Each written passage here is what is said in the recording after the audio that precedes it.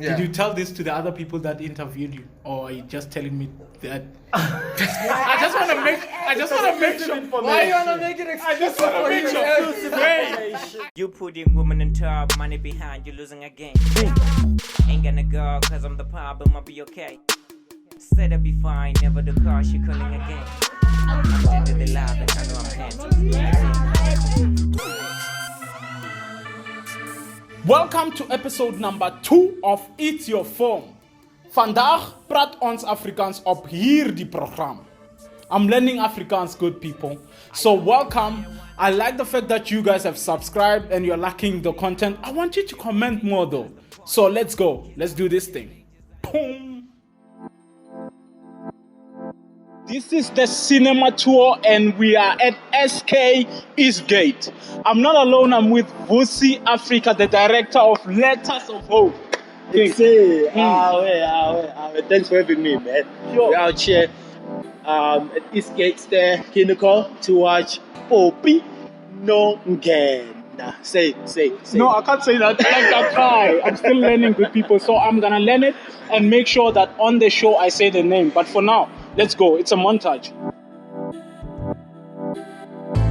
Sekwenzekile phethe umuntu okhozokile gcwala istradi ubheke phansi uthi imali ugcwala isaka yo angifati kansi nami imali igcwele ebhanki kwami ngihlale ngihoste party usumakhelwane wansi yo phuza thatha le ungiphe lokho ujikele ubone iplane ngithi thatha le ungiphe lokho ujikele ubone iplane manje Die office het gesê ek moet gaan. Kan nie weer extension kry nie. We just watched Poppie Nongena. So I keep messing that name up, but I'm still learning with people. So we just watched Poppie Nongena. I'm with Vusi Africa.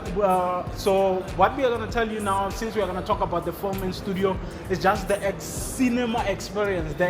The way the cinema is out here, because I'm doing cinema tours, you know me. So we are at this gate, like I said. I love the setup. I love the way they're displaying their posters. And what I like is that they have prestige IMAX, which is not standard, obviously. We don't have that at Denigo, Sterland. And then I like the chairs. The chairs look nice. I haven't been to the Prestige cinema because today the film was not on Prestige. I don't know what Africa like. Is there anything? I think it was just a cool experience, man. You know, nice. The sound quality, you know, picture quality. It was a great experience being at the cinema. Now that he talked about picture quality, I love the sound. The sound was audible, and the fact that I don't know whether it's the guys mixing the sound or is the sound on the cinema. When they come move to the left, you hear it, and then it goes through the cinema. That was nice. That was a nice. Most definitely. I love the perspective was on point. Yes, you see, you have the words. Film director here. Okay, so that happened. It was a beautiful experience. I'm gonna tell you more about it. But what I can say now is that it has 10 cinemas, 2 Prestige cinemas. I don't know how many IMAX cinemas, I didn't check. But it's 10 cinemas, 2 Prestige, and then it's amazing. The people are amazing. I love the service, although there's more This is awesome. Yeah. Because the people are welcoming. Yeah, most definitely. Because I was like, can you put my camera away? And got the equipment. Can you help me out with this? And then they did the things. I don't know. I just want to thank the people at Denigo as well. We love you guys. So yeah, that is us. That's a cinema experience. Let's watch more films. Let's watch. I don't know what happened with the English there. And Letters of Hope. This is the Starseat, and I'm sitting with Vusi Africa, Naledi, and Ndiyzthemba. So Vusi Africa is the director of Letters of Hope. She's the scriptwriter. Ndiyzthemba is the producer. So I'm gonna ask them a few questions. Let's hear what they have to say. Why Letters of Hope? Basically, Letters of Hope, as the title did not come before the story.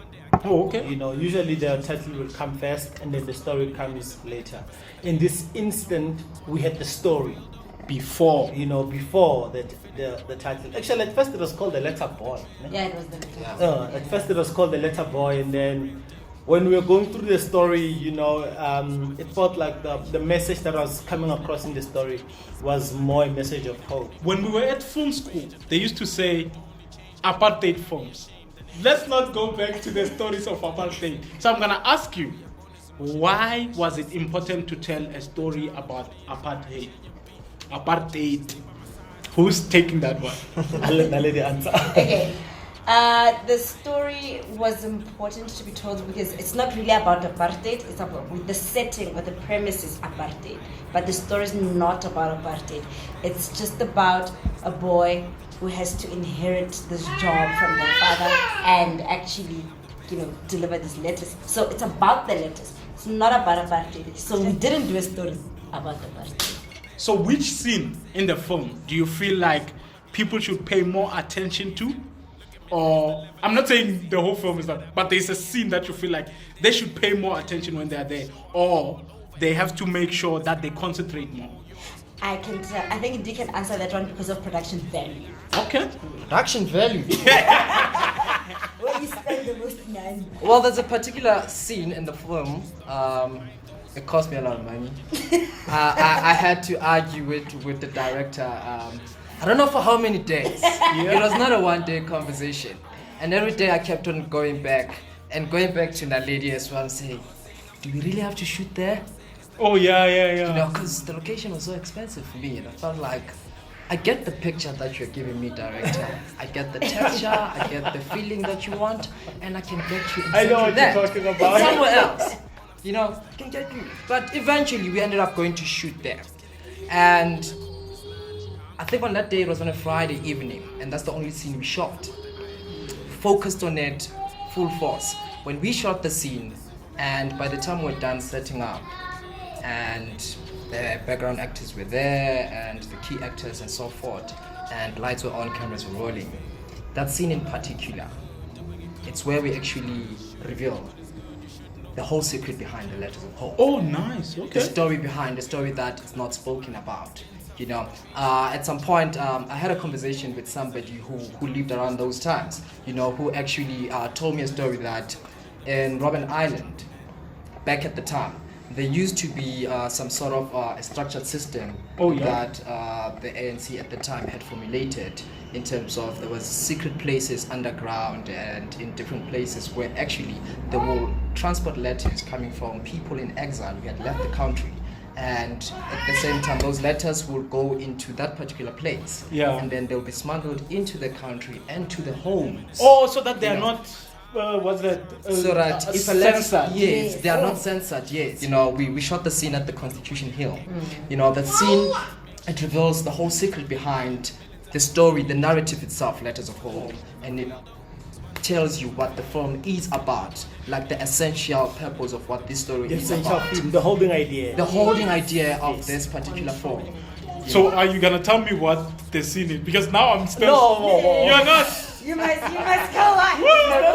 It's not even in the trailer. Not in the trailer. In case you're wondering, I have a baby now. I'm just saying, just know, because they can see her on that one. Which character or actor? No, we can't say actor. Yeah, which character was your favorite, or character that you feel like that story had to be told? Like one character, you choose a character, she chooses, he chooses. I feel like everyone would have their own character to choose from. So let's start with you. So for me, the most important character in the film, apart from the main actor itself, and this happened to me when I got on set and I started working with Tulani Tsoga, Yes. The most important character for me is Gizzy. And more than anything else, it's sometimes you put things on the script and then the actors bring their own interpretation. Oh, nice. Right? But this time around, the actor gave me exactly What you needed. what I imagined. Oh. And I was watching him and I'm thinking, oh my god, because usually actors would come and then They want to bring their own personality no, to the character. he basically came in and he became Brad Pitt and he just Oh, nice. and he just gave us what we wanted. Nice, that's beautiful. Now, ladies. I think this happened during the writing process. Okay. That I felt like, but this character is like beautiful, and we should actually build on this. We should see more of this character, right? And I feel like we didn't give this character a lot of time, actually, on screen. I know what you're talking about. Right? We didn't give the character a lot of time on screen because for me it was like, it's so little, because then when you, in the writing process, no, but we don't need this character that much. Oh, yeah. So it's fine. This character must just appear, when we're at the climax bit and when we wrap up, when we get to the resolution. But then when you watch the film, you're like, oh, this person is actually very beautiful. Oh, yeah. They could have had more time in the story, right? Oh, and yeah. given them more to play with, right? Yeah. And unfortunately, it's a character. The character is played by What? Oh, it's played by him. Yes, it's played by him. Right? And I really genuinely loved that character because it's just a supporting character. Yeah, it's just a supporting I felt like you were talking about someone else. It's a supporting character, and it's a very small character, but it has so much presence. Right? Oh, nice. So the character was beautiful because it gave more than what we anticipated. Oh, nice. And it was real support. You see, if you had to say best supporting actor, it would go to. And unfortunately, it was just the background actor. But it felt like it was a great supporting actor. The funny thing though, there's like pictures, behind the scenes pictures, and there's pictures where I see myself before tapping into character. Yeah. And I was having conversations with the director and people around, undressing, preparing for a character, just in the, in the middle of nowhere. Producing and trying to tap into a character while at the you're same getting time. into character. Exactly my point. So it was just the whole stressful process, but then it gets to a point where you just have to cut the other one, and just fully tap into a character and execute what the director wants to achieve, But speaking to an important character that I might say that I have chosen to say maybe the story What's important to you? Yeah, probably more important was the story of Robert. Okay. Who's the father of the lead character. Oh, nice. The reason why I say Robert is mainly based on the fact that you have a father who lives around the time of a system of oppression, you understand? And he's a struggle icon himself, a liberation fighter who's fighting in secret. At the same time, he has a son who's going against the cause that he's actually fighting for. Because he has a son who wants to be a policeman at the time of oppression, whereas he's trying to fight for liberation. Unfortunately, he dies, in the story. Of course, he dies. We need to focus on. I just want to understand this. You said he dies. Yeah. Did you tell this to the other people that interviewed you, or are you just telling me that? I just want to make sure. Why you wanna make it exclusive? I just want to make sure. Wait, I have to say it on camera. That was an exclusive, so I thank you. Yeah, that was you can exclusive, hit it. Someone has to hit it. Thank you. Okay. Well, it's your form. I didn't tell you this, but there are marbles being played here. I have 3. Naledi, you're not playing, right? You really want us to play? Do you want to play? Can you play like that? Like, she's like, like this. That's like, when you score. The alley. She's No, like that. Like this. No, you can't. You play like this. You play like this. You must hit it like She's like this. It takes experience, bro. What is So going is this on? part of the show? Yes, it is part of the show. Now I'm gonna ask you questions about films. Let's go play marbles. Oh, they always tell me it's the alley, so I'm gonna say the alley. So let's go play the alley. Oh, sorry, we have a referee today. She said she doesn't want to play. She's gonna be a referee. So, oh yeah, they might cheat. Africa. I hope you and Naledi don't. What are you playing? What is going on there? Kidding me. Play, it's fine. That's terrible. You play. Play. Okay, I must bring mine from the back. Yeah. Yeah. It's in here. I must play first. Yeah, play. What?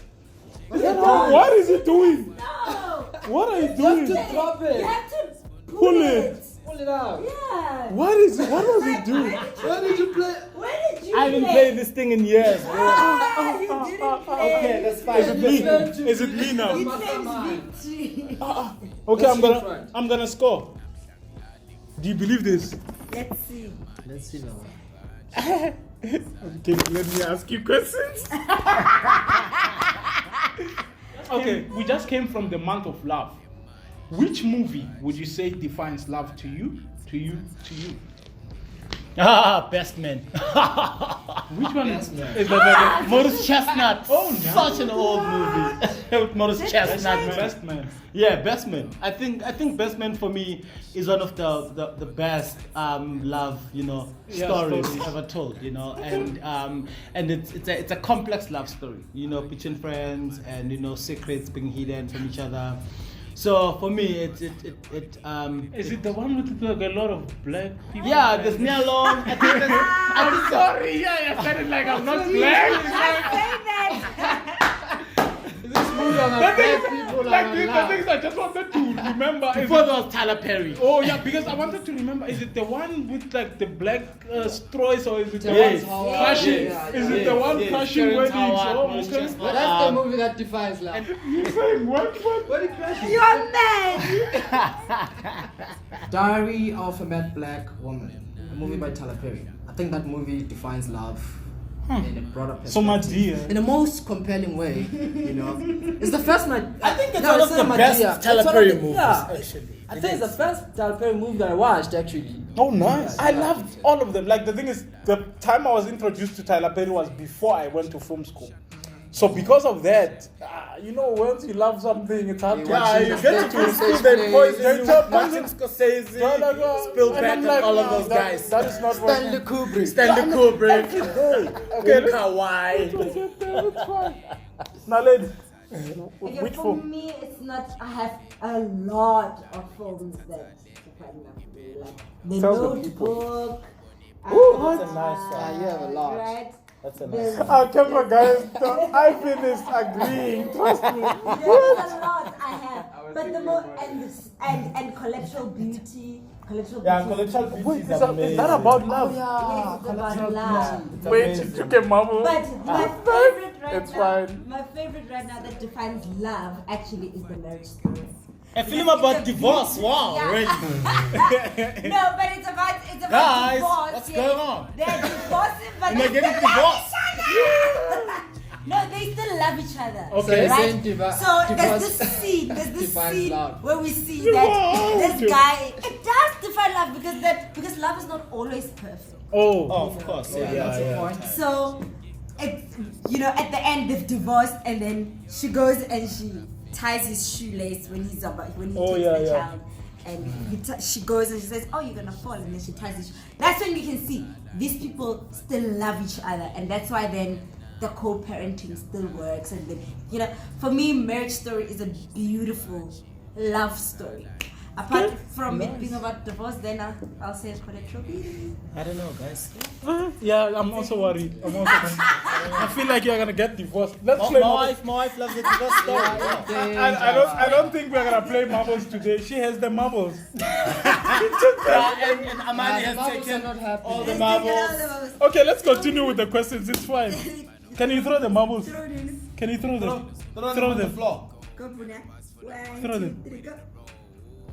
Oh, nice. So I can play. Okay, Hey. which one is mine? This is mine, right? That's mine. Okay, let's go. So, which film would you not allow your daughter to watch? Like, she's old now, she's a teenager. Let's say she's a teenager. Can you stop them from doing anything at that age? I don't know if I'd stop her from watching any movie. I think I'd let her watch anything that she wants, as long as it's not explicit content, Oh, yeah. Pornography. Emmanuel. But yeah. The other one's Emmanuel. Emmanuel. I'm just remembering memories. Yeah. Guys, I've never seen that movie. You're too young. You're too young. It's fine. You were sleeping when we were watching Emmanuel. It was a guy thing. Yep. So, okay. Yeah, but I think she can watch anything, man. I can let her watch anything that she wants. I think even now, at this age that she is, I always try to avoid the violent stuff. Oh yeah. But I let her, she gets away with quite With a lot of few- films, with quite a few films. Okay. Siblings. I'm the youngest. What? I'm 13 children. So, how old am I? Hello. Which wait, we're gonna change the question. So you're gonna ask me which movie would I stop myself from No, watching? which movie did they stop you from watching? Yeah. Well, Emmanuel number one. Wait. I feel like it's a story time. It's every guy's story. Would they stop you, or did they not wanna watch with you? Watch with me. That wouldn't even happen, man. That wouldn't even happen. Yeah, but I have one. It's not even a movie. Days of Our Lives. Like sands through the hourglass. You're not allowed Bold to and the watch. Beautiful. You're not allowed to watch. It was tough to watch those. Rook and them all did a lot of kissing, A lot of touching, a lot of touching, a lot of cheating. Why do I And feel here's the thing about growing up, at the time, as a young black person, that people were still sensitive, to these. Oh yeah, because that was my next question. I feel like now he took my next question because I wanted to Do you ask remember you the first like episode awkward. of Guys I Now? wanted to tough ask to you watch. like awkward situations with parents and films. Which film were you watching with your parents and then awkward situation? So now that you are saying it, Listen, let's continue. you see, I'm this old. Yeah. My mother still believes there's no proper movie after 9 o'clock. She still tells me that thing as old as I am when I'm home. She's like, why are you still watching TV after 9 p.m.? There's nothing. proper movies after that. That's what she believes. And it has always been. I feel like Emmanuel has killed us, guys. Like Emmanuel. Producers of Emmanuel. We need to talk to you. We have to find out who What's that the was. sequel? Wait, which place would you not allow people to watch your film at? Let's say playing music. Like when I'm playing music, I can play it in the bathroom, I can play it wherever. Anywhere. But which place? I think right now it's Are difficult you fine because with, let's say it's after cinema and then people buy it and they want to play it. Do you think they can play it in the shebeen? You won't have a problem? Or Play the film in the I TV. think the nature of content consumption has changed. Okay. So people consume content everywhere now because of cell phone technology. Oh yes. And I'd love for people to watch my film everywhere, anywhere, including the toilet. As long as they're watching, as long as they're watching. People have habits when they go to the toilet. I mean, Oh, what you're yeah, saying yeah, is yeah. on point. When you go Yes. take number 2, you probably wanna be on your phone. So that you can take your time. Some people take a cigarette to the toilet. To the toilet, They yeah, want most something to keep you busy. Back in the day, we'll read a newspaper when we didn't afford Yes. a 2-ply. So we live in a digital world. It's an Android lifestyle. you're So still we're at on the our back of the phones. bus. So while you take your number 2, you can watch Letters of Hope. Oh nice. It's better having one person watching the film at the toilet than having nobody watching the film. Oh, at you all. don't- Understand what I'm saying? you want I them to want stream. this film to be watched everywhere. And then when I say everywhere, I mean anywhere. Absolutely. And we're gonna make it accessible to everybody. Which memories of Bad Boys do you have? Because Bad Boys just came out in cinema. Yeah. Just give me like your memories of Bad Boys. Maybe you haven't watched the one that came out now, but memories of Actually you and did. Bad Boys. So what are your Yeah, I memories? watched it, and you know what? One thing that stood out for me, which maybe I can call it the memory, with Bad Boys for Life. It's the first 2 were directed by Michael Bay, Oh nice. but this one is not. I think it has like 2 directors. And the beautiful thing when I went to watch this thing is that I could still see Michael Bay in the film. Oh yeah. In terms of the type of shots, in terms of the texture of the lighting, the look and feel, the texture, you still had that Miami. So they had the feel, inspiration. the sunset, Nice. golden hour moments that you have with Mike Lowry and the other guy. Okay. Even at the point that he was not there as a director, but his signature was left to the franchise. And I think that that's a memory that he left. It's an honor. Can you talk about the old one, like your memories of Bad Boys? What's Okay, one for thing that me, stood I out? always felt like it's a boy movie, hence the title Bad Boys. Oh, And nice. So I always felt like it's not for me. It's not like I'm not an audience. It's about boys and for boys. Yeah. You know. So for me, it never like really made an impact. I saw the old one, and I thought it was fun. It was quirky. It was, exciting, and we could laugh. And a lot of moments in the chemistry between Martin Lawrence and Will Smith was amazing, right?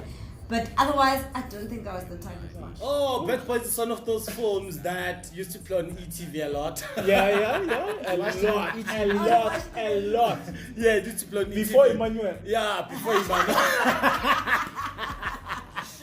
Guys, stop it. It used to play on ETV a lot. It played on ETV. For me, I think my the memory that I had with Bad Boys was how, for the first time, I saw a cop movie looking so cool. Oh yeah. Never seen cops looking that cool. Like cops are, cops have always been, Too serious. aggressive, Kill and people, kill black people. you understand what I'm saying? And it was for the first time that America made a cop buddy movie with two black actors. Oh, yeah, Usually yeah. it would be like, Eddie Murphy and some white guy. You With know a what I'm saying? jewel like this. Yeah, you know what I'm saying? So this time around, it was for the first time, they took some guy from the Fresh Prince of Bel-Air and, this comedian, and they put them together, Martin worked. Lawrence and It was Will Smith. amazing To make this chemistry. beautiful movie. One of the you best know, and yeah. franchises ever came out of Hollywood. We are popping corn, so what I'm gonna do is go get popcorn and put it here, and we popcorn with you guys. Like I said, we are popping corn while sitting down. We are talking Poppie Nongena. I was having problems with the name yesterday. Poppie Nongena. Yeah. And the thing is, I'm used to. It just feels like that name was made up, G. I think I'm a bad person, but it's fine. So the film, what I feel like the film is about a Xhosa lady who speaks Afrikaans. I went back and watched and did more research and understood the story, because I didn't understand why a black person was talking Afrikaans. Then I found out that the lady was talking Afrikaans in real life. So that was reality. So she spoke Afrikaans only, and only Xhosa there and there. So that's why she was speaking Afrikaans there. So I'm sorry for feeling like that. But it was a story about a Xhosa woman who spoke Afrikaans and were going about her life in the apartheid era. So there were many things happening. It was sad and heartbreaking. Although I lost a lot of moments where I felt like they would have spoken Xhosa or spoken in Vernac more, but it was heartbreaking. I felt like I was hating white people a lot in All the over film. again. All over again. So I don't know if that was the point, but that's how I was feeling. So let me not talk too much. Vusi Africa Ndia, who wants to say something about the film? What do you love about the film? How do you feel about it? Like looking at the fact that at that time, many people can have a question about why did she speak Afrikaans throughout. Yes. And she was pro about it. Yeah. It's not like it's something like She was not forced. It didn't feel like it was forced. Yeah. But at the same time, I don't know the full story. Probably, he grew up around Afrikaners. Yes. Because what we find in the story is that she's actually due to the past laws at the time. So she's titled an immigrant in her own country. Because at the time when there were these removals and forth, the Transkei was considered an independent. Yes. From the Transvaal and the Ciskei and so forth. And she had to be.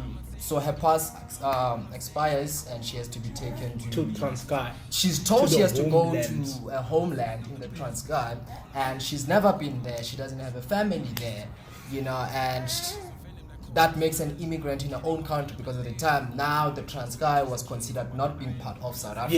Yes. So that's the interesting part.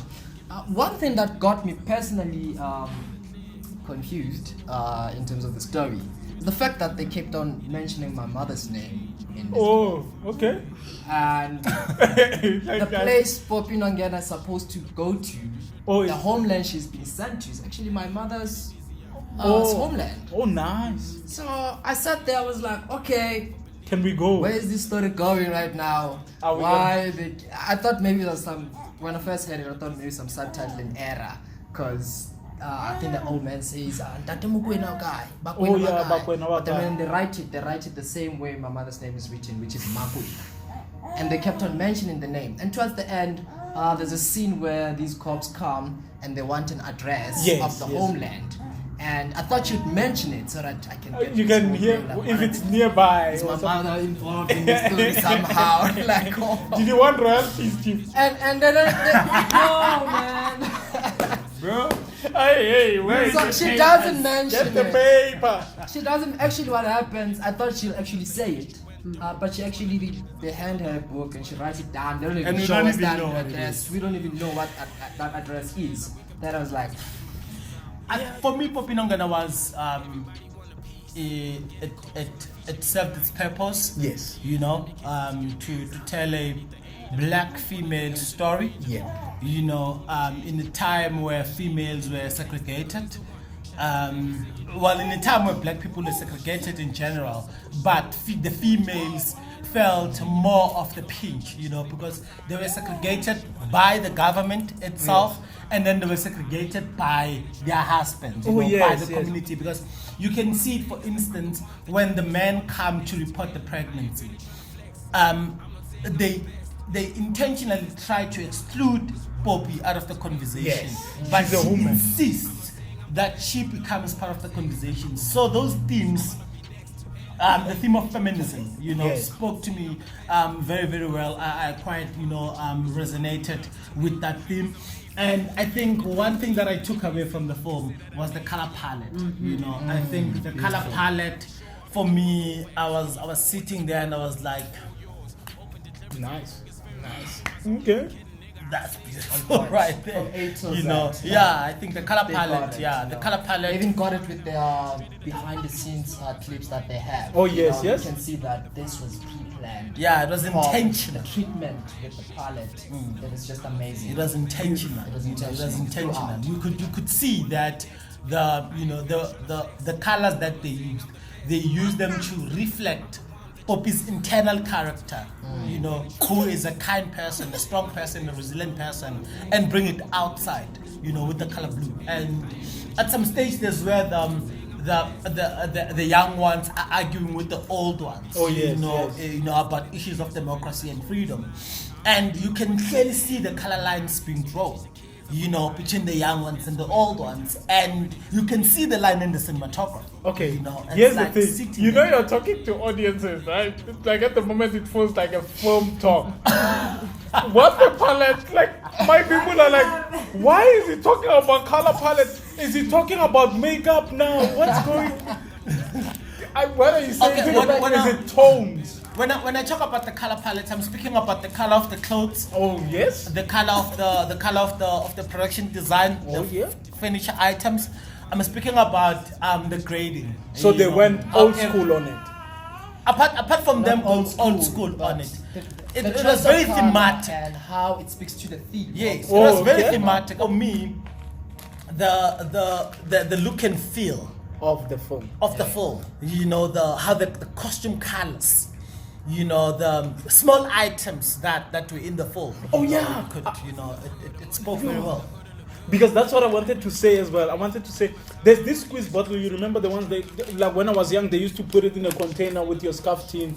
It's there. Like, I don't know if you're talking about the same thing. The props that are there, they just take you back to your blackness. Like, I just felt like, oh, I remember that small thing in the family. I remember the lamp, the paraffin lamp, and all these other things, the small items. So it was amazing because they reminded me about my childhood. Not that all those things were there, but just small pieces that said black. And the fact that they went... Besides black, the period.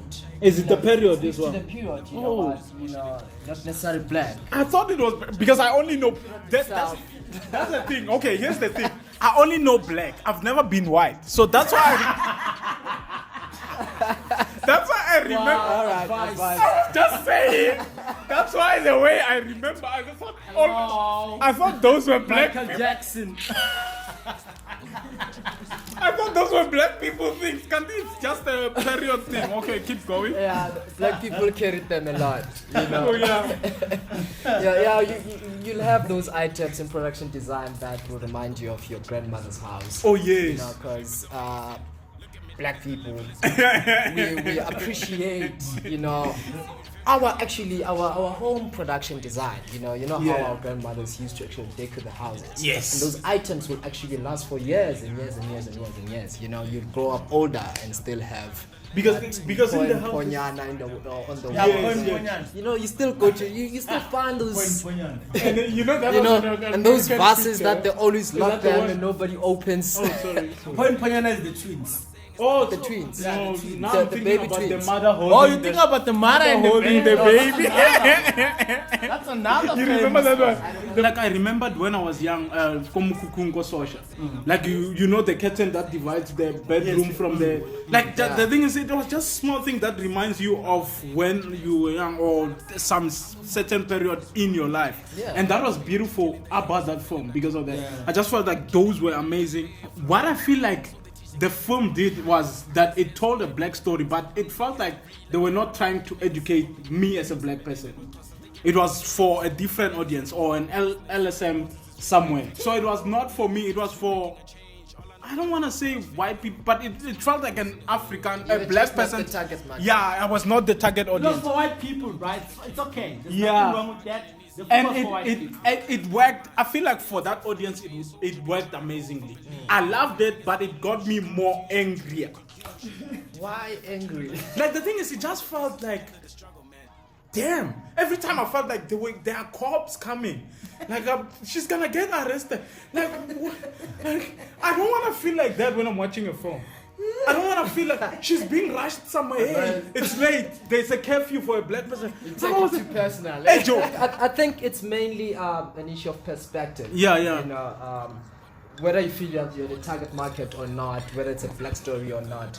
You know, I mean, the story was written by a white person. Helena Spring. Oh yeah. It was produced by Helena Spring. You know, one of the top producers in the country. You know, she's a producer and scriptwriter. I don't know if she wrote it. She produced Oh, you said it. she produced it. Oh, Yeah, I it's thought you said directed she by wrote. Christian Oglinen or something like Didn't that. she do some writing? Well, probably. Yeah, I'm not sure about the writing. Okay. I don't know. The The caught screenplay. offside on camera. Yeah, but yeah, I know maybe. there's Helena Spring's name written all over that thing. Yeah, you can see it, man. One thing that I would take home with, which I think it was powerful, is having female protagonist story of that time. Yes. Which we hardly have as filmmakers. No, it was the Hardly first one, not even Was the hardly, first one? Yeah. Apart from Winnie Mandela, which was made by the Americans, so you know we can't really claim that. Yeah, same as I wanted to say what's this film, Skin. No, Yeah, I think Skin that was was a made by the Hollywood. Brits. That was a Hollywood. It was made it was the British. British. Oh, nice. Yeah, I haven't you know. seen Skin. I So have to go at least we have, you know, a female protagonist of that period, you know. Yes. You know, and told by Oh, some yeah, African like you're filmmakers. right. I've I never think seen- it's a very powerful thing.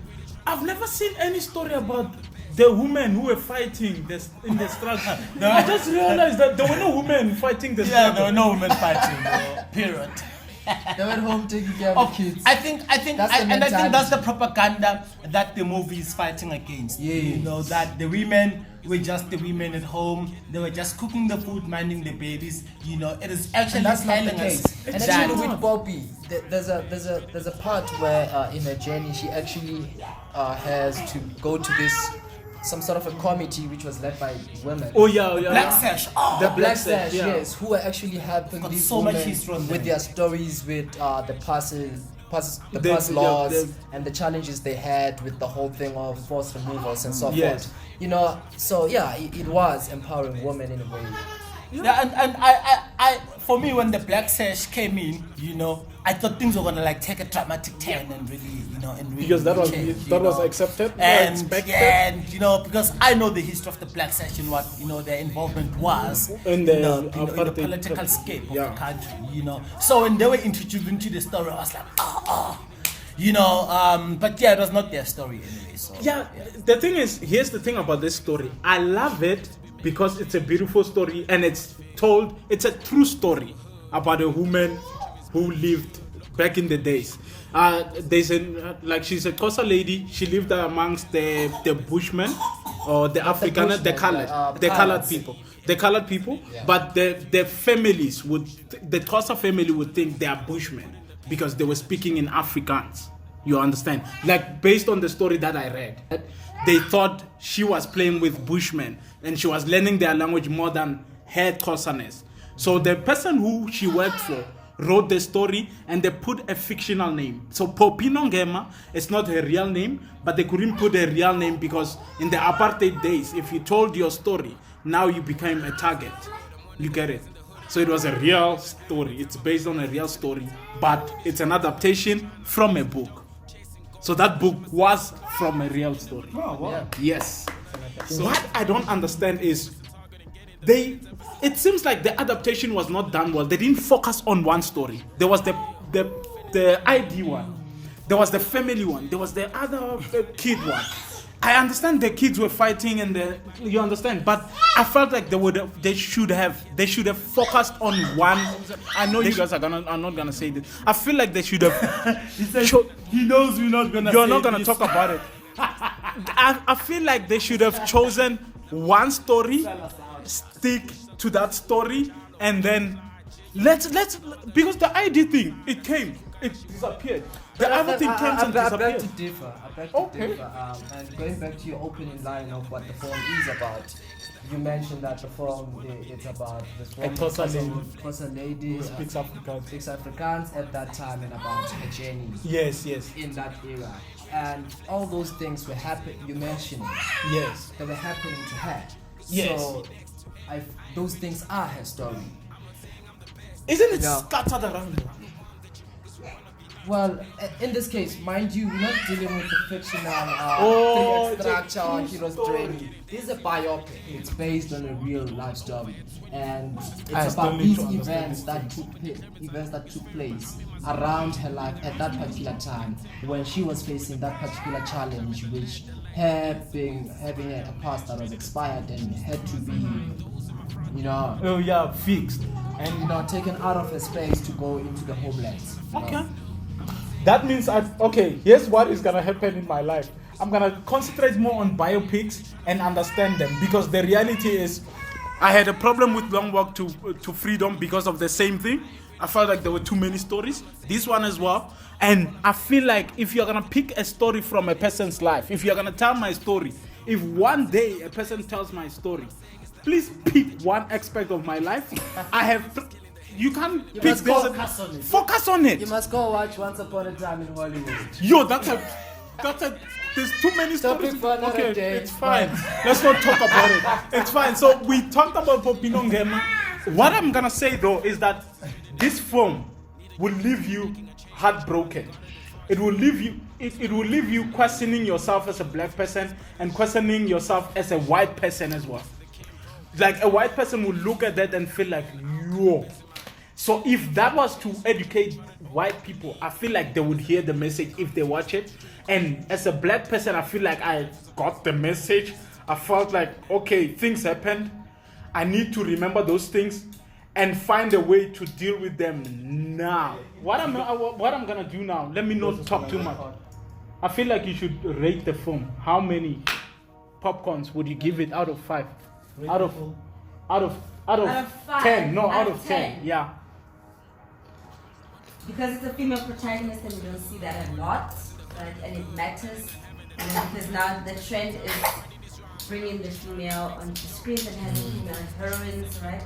With all the killings and all these things, we need some form of inspiration. Female. So I think out of 10, just solely based on the beautiful performance from Clementine, I'd say, I'll give it a good just performance and picture, and I think it deserves a good 9. Oh, nice. Oh, nice. Okay. 9. Yes. Yeah. Vusi Africa. Me, 10 out of 10. Wow. I feel like you should look at me. Wow. I feel like you should look at me. What, guys? 10 out of 10. Yeah, for me, 10 out of 10, and 10 out of 10 for color, 10 out of 10 for the Oh, yeah. cinematography, The 10 pilot. out of 10 for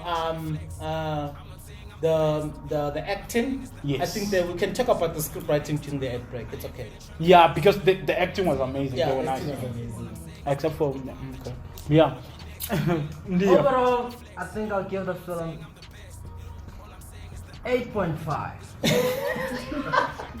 That's an 8. It's no carry over. Yeah. And the 1.5 is because I still don't get why my mother's name was mentioned throughout. Homeland, place of birth, was mentioned so much in the film, and I didn't get why. And The clause. where- The Makwe. the clause. For me, I love that they chose a black story for an African film. That's a new thing. That's beautiful. For that, I'm giving 5, and then I'm gonna add another point for the fact that they put in some Xhosa in it. They didn't do it like Africans all the way. So since they said some Xhosa in it, another one. Some Xhosa. They told an apartheid story that felt heartbreaking, and I felt dragged into it. So I'm gonna give it another one. We are at 8 now. We're gonna look for the other 2. I'm trying to find the other 2, For more Xhosa. I don't know, Joe. For more Xhosa. Must go watch No, it again. I think I need to watch. Yeah, he's right. Go I need to watch it again. again because You'll figure out the truth. I'm lost a bit because I feel like you need one story. Like I said, if you tell my story, remember, tell one. Whether I'm dead or whatever, I don't play that game. I'm gonna book up for you. It's fine. Go watch the film. Go get your popcorn. Go to Denigo and watch the film. So I recommend it and I put it like that. Let's go watch the film. We have reached the last segment of the show and I'm recommending films. So I'm going to recommend 3 films. The first film that I'm recommending to you on the SK app is Like a Boss. Like a Boss is a film where Tiffany Haddish is acting on, and she's good with comedy. I feel like that movie is gonna kill because the trailer is amazing. Another film that I'm going for is a cartoon. So the cartoon is Spies in Disguise. Spies in Disguise is a beautiful film. I watched it. It's a black cartoon character. It's a black spy character. It's a beautiful film. I watched the trailer as well. It looks amazing. Another one that is killing the vibe, it's making the waves, is Queen and Slim. Queen and Slim is an African American story about a guy who shoots a policeman while he's out on a Tinder date. So from there, it becomes the worst and the worst. The trailer is amazing. Watch that as well. So what I'm going to say is that you have to go on the 29th of May and watch Letters of Hope by Vusi Africa. We had him in studio. We had his crew, the scriptwriter, and the producer. All the films are out in cinema except for Letters of Hope. Letters of Hope is coming out on the 29th of May. And another thing that I want to recommend is a theater show. Abepe Punyane is acting on it. He was there on the music video for Zweli Banzi. The name of the show is The Boii. The Boii is coming out on the 13th of March up until the 29th of March. So what I'm saying is go watch the show at the South African State Theatre. Remember, watch the films, be in love, stay beautiful, and kiss someone because it's your film.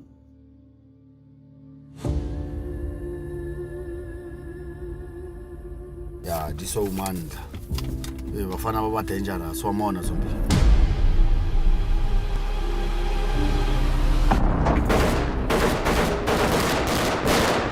Mina ngikhumbuza unyaka utata umaduka ngayajabula. Baba yanibulala mna. Uyehova umalusi wethu. Asikusola lutho.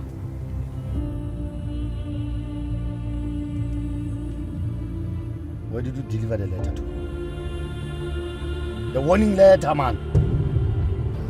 Dear Thomas, the bus stop will be attacked on the 17th of June. Please tell everyone to stay away. Kiri last minute, kiri last minute.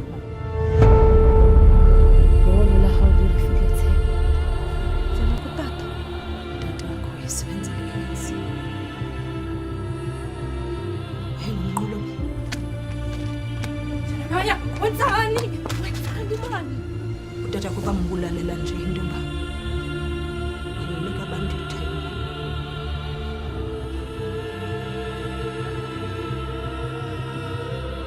Skawara la. Isinokuliyebenda. Wena sanifuse kangathi siyasikomora la ne. Nonto nje iyoda ikubonisa ba. Sibaluleke kanjani isolete. Tata kubhubhele qawe.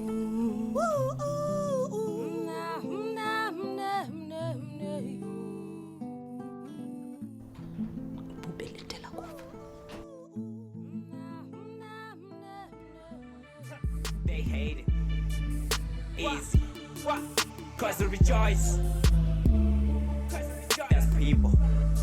They wish to be here.